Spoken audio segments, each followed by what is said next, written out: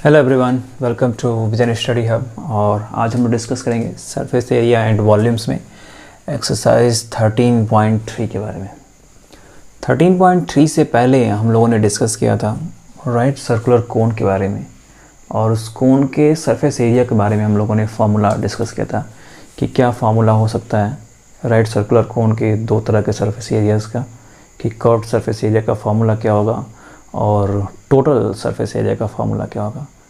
और उसी curved surface area और टोटल सरफेस एरिया के बेसिस पे कुछ रियल लाइफ से कनेक्ट करते हुए क्वेश्चंस जो हैं वो आपको मिलेंगे एक्सरसाइज 13.3 में। तो सॉल्व करते हैं 13.3 को। और इसमें पहला क्वेश्चन जो है आपके स्क्रीन पर दिख रहा होगा, और उसमें दिया हुआ है डायमीटर के बारे में।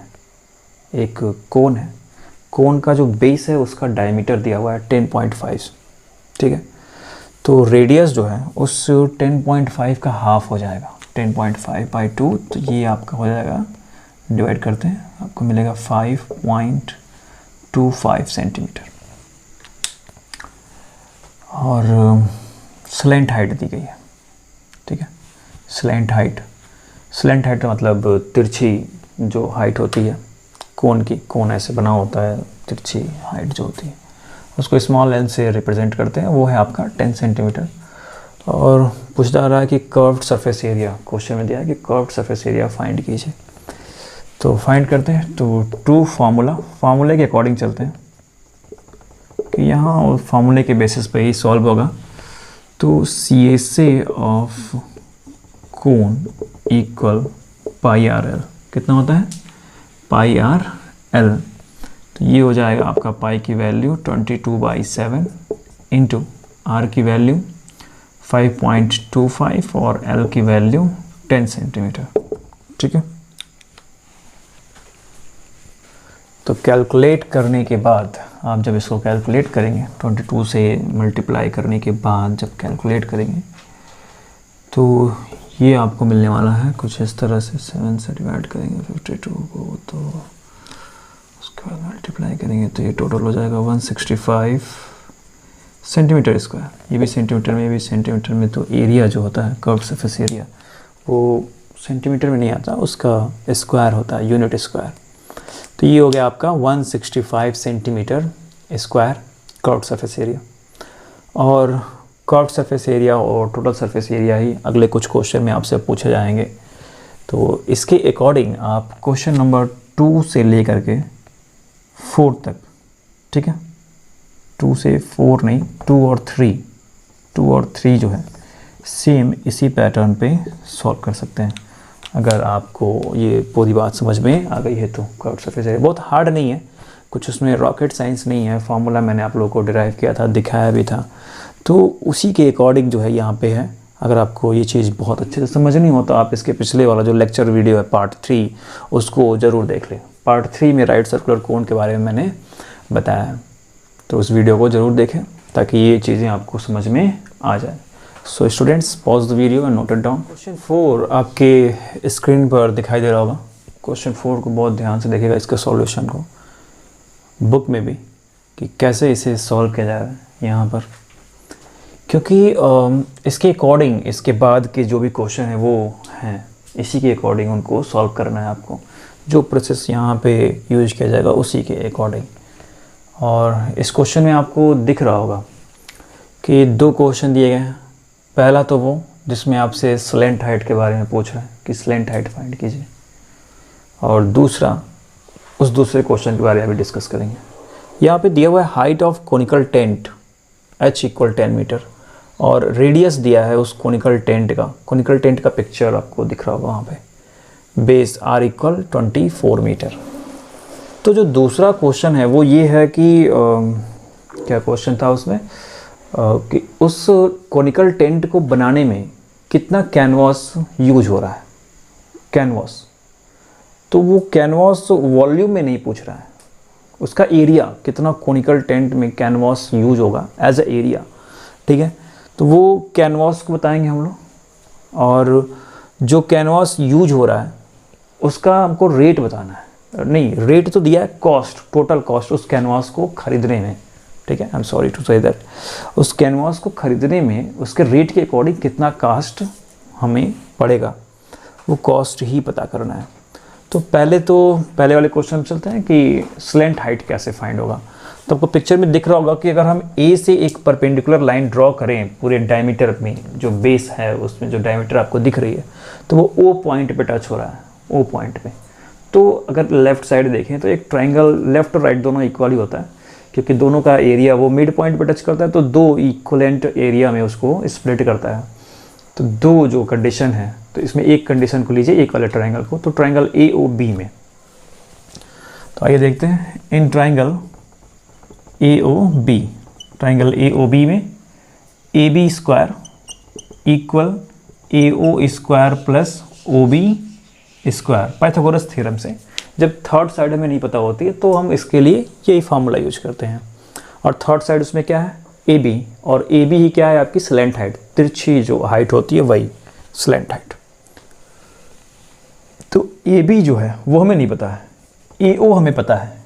ए ओ क्या, उसकी हाइट दिया गया, साइड में पिक्चर बना हुआ है, 10 दिखा रहा है आपको उसमें।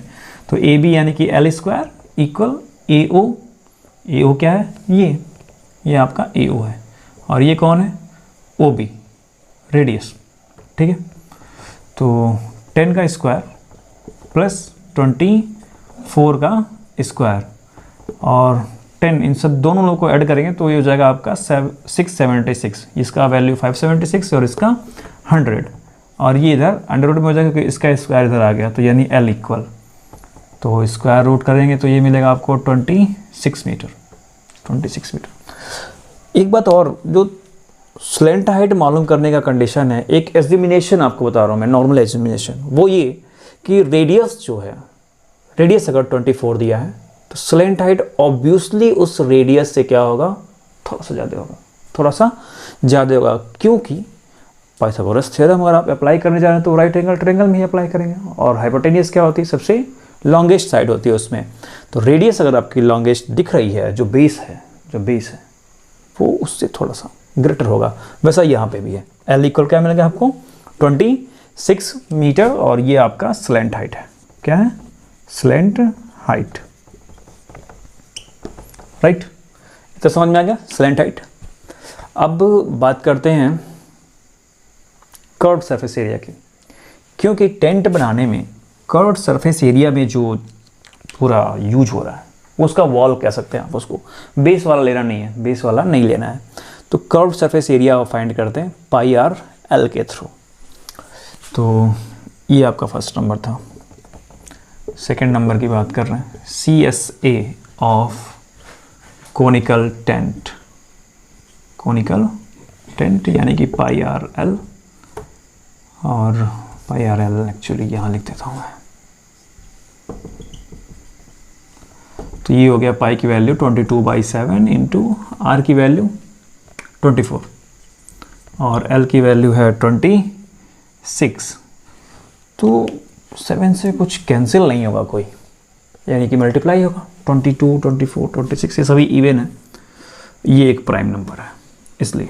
तो इसकी वैल्यू आ जाती है 13728/7 मीटर स्क्वायर, ओके।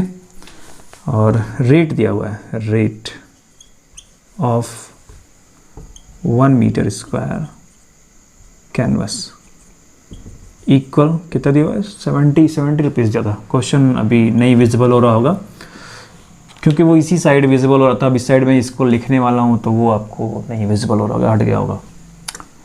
तो वो रेट जो है अपनी आप बुक में आप देख सकते हैं, 70 रुपीज़ वहाँ पे दिया हुआ है। तो 1 मीटर स्क्वायर कैनवस का रेट अगर इतना है तो इतने मीटर स्क्वायर कैनवस का रेट कितना होगा। तो रेट नहीं निकालते हैं, अब उसको कॉस्ट कहेंगे, कॉस्ट ऑफ।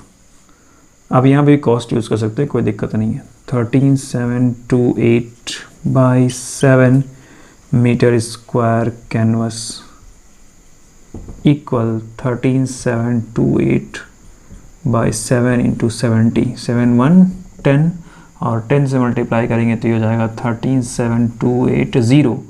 और ये क्या है आपका टोटल कॉस्ट है, यानी कि रुपीज़ में।